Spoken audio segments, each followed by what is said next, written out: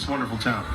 Yeah, so we've just been trying to come up with a lot of things kind of outside the box that people might not know about the town, and really get us up and coming as far as Yeah, you go. as far as the town's history, 350th, just making sure that, you know, we're getting the word out there, social media, everything else, and just making sure that we're looking at the larger picture. What are some of the things you have on tap to celebrate for the rest of the year? Yeah, so some of the things we have on tap here, we're looking at the Rochambeau Trail, which is the trail Washington and Rochambeau took back to Boston. There's a site right here in Wrentham.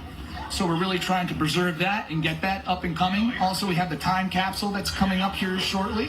That's really exciting. And also really upkeeping the Fisk Museum over here and getting some of our collections out for people to see. Right, we featured a lot of the stuff people know about Wrentham, a lot of the history, a lot of the famous faces. What are some of the smaller things or maybe the lesser known things that people should know? Well, one thing that everybody knows is Helen Keller lived in Wrentham, okay? Yep. But I have a news flash for you on that. Tell me. Okay, she had a love affair with an employee when she was in Wrentham.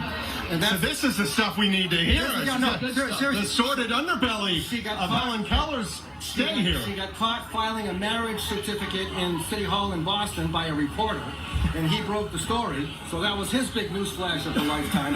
But what happened was she had a love affair with an employee in Wrentham. They did it in sign language, and all our employees were local people. Nobody knew what was going on. Wow.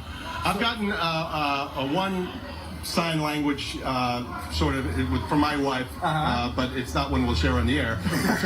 Probably a sign most husbands have got at one point or another, if you know what I'm talking about. Well, that's interesting. Anyway, we got more stories. Right. Cesar Chillor was possibly the first free black tradesman in the American colonies. He was from Wrentham. No kidding. He made wood planes for carpenters. That was an art back then.